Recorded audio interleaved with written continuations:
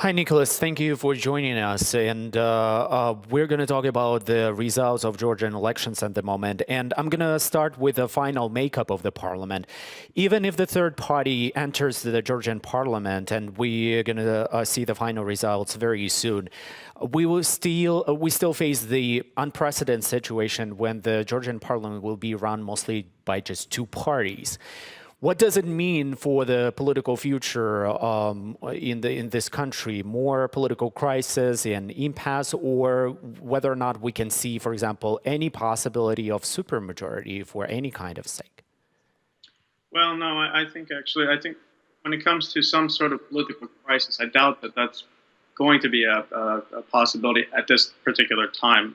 I do believe that due to the fact that the Georgian Dream, which is Bidzina Ivanishvili's party, the ruling party, came out so far ahead, which I think surprised quite a few people. But I think that the fact that they came out so far ahead, and that the emergence, even if they don't make it into the parliament, of some very far-right, ultra-nationalist and pro-Russian parties, is actually going to have some sort of an effect on Ivanishvili's party and its cooperation with Saakashvili's party, the United National Movement, former president. Well, you're talking basically about Alliance of Patriots of Georgia, which is being called either far-right or even neo-fascist party.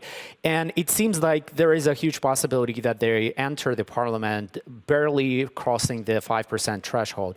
But at the same time, as a first pro-Russian party since the Russian invasion of 2008, do you think that the hype around them isn't it too big, considering how actually not so few votes they have in the parliament? That's a fair point, and actually, I think that's an interesting point to make, which is that yes, they did come out with only roughly 5%, or we'll see if it actually ends up crossing the threshold. But I think that the more interesting point to make is the overall mood that is actually kind of starting to percolate in Georgia these days, which is often described as being very pro-Western and pro-EU and very, very anti-Russian in some particular ways. But in the year or so that I've been observing the social situation here a bit more, what you're starting to notice is that it's a population that is getting quite rather exhausted with the process of European integration, joining NATO, and which is, for the most part, has actually not shown much to the average Georgian. They see very little progress in this. They're constantly being inundated with Russian media, which is their presence is growing on a daily basis, I would even say. And what you're starting to notice is that young Georgians, the ones that I actually really am most interested in this regard, you're starting to hear little things that would not be out of place coming from someone like Alexander Dugin. You're hearing a lot of very anti-Western messages. You're hearing a lot of, well, we need to return back to our quote-unquote traditional Orthodox values, and et cetera, et cetera. And these are coming from people who are multilingual, often have traveled to the West.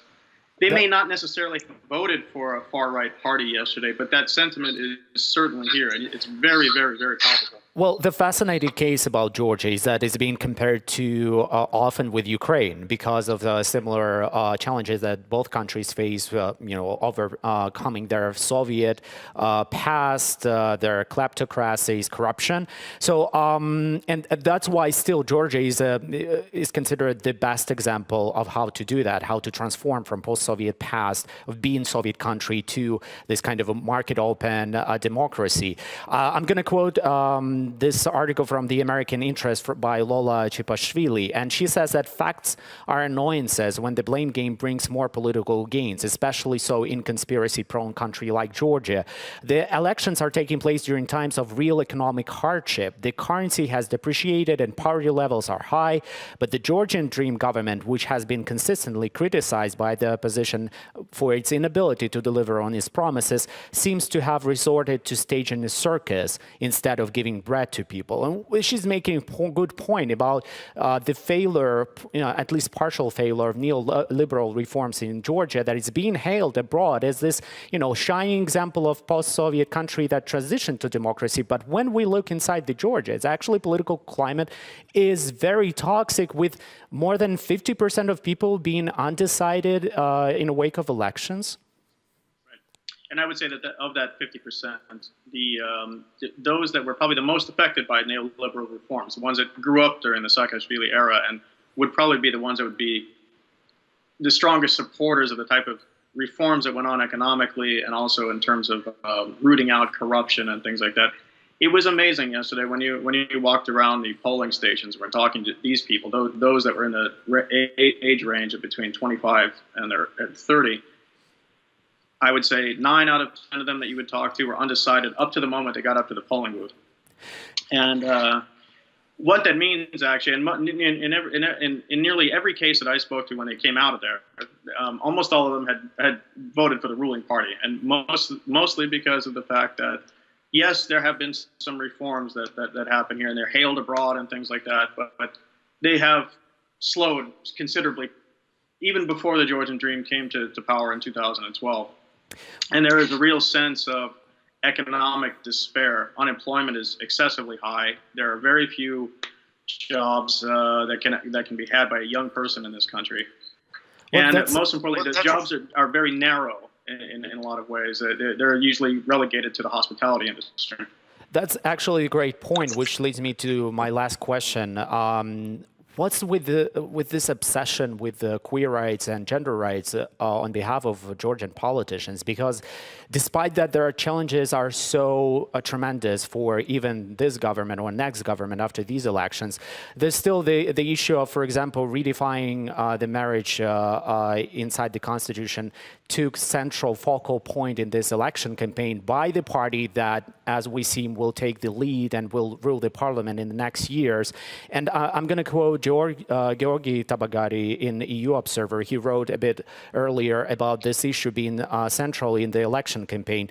The EU has in the past commended Georgia for its reforms, but the fact is that Georgian Dream has failed to lift out of poverty the 70% of Georgians who live below that line, and it appears that they are now playing the anti-LGBT card to appeal to conservative voters.